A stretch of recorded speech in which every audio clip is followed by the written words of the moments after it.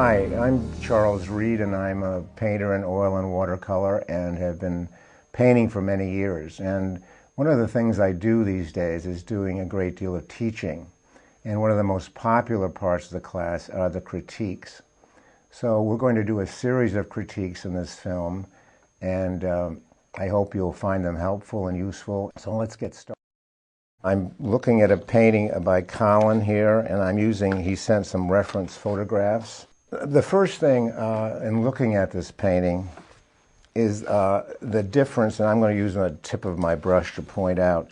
There's several things. The color, the warmth in the I guess it's a fence, is obviously very, very warm, and surrounding that, in quite a lot of detail, surrounding that we have large areas of a very cool green. You see that everything is still very wet in here, which is it's kind of nice. If this was a finish, it'd probably be a little bit. This would be hard to manage. But when a sketch, you see, you cannot. What difference does it make? It's a good time to have an adventure. Okay, well that's that for this one. Let's review a little bit what I've done here. And again, Colin's painting is a very good painting. And the points I think that I saw as I looked at it was that it was too involved with a center of interest. Now, everyone thinks the center of interest is very important, and it is important. But obviously, even with my rather sketchy look here, the ducks are obviously the center of interest. You don't need to make such a big deal of it. So I think that was my major thought. And I felt that he was thinking, because of his center of interest, he wanted to generalize so much of the surroundings.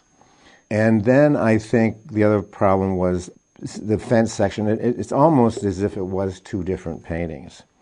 So I think those are the major points. Again, it's really well painted, and I thought he did the detail in the wall extremely well. The ducks are very well drawn.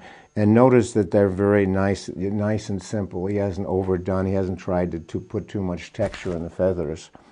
And I like his scratch out. And he handles, even though I criticize this for being too general, the areas around in the greens, they're very well painted. So I think that's that. Thank you, Colin. Let's start the drawing. And we're going to do this in two stages. I'll do a first wash. I think the problem for me as I look at it is that the lights are rather washed out and don't have any color in a sense. There's decent color in the shadows. These are shadows. The dark areas, actually, they're not shadows, but the darker shapes. But when you get into his lights, they have no intensity. Okay. Underneath here, we're going to have a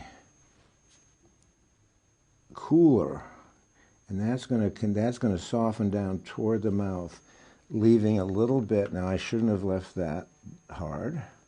You must remember to soften your edges as you go.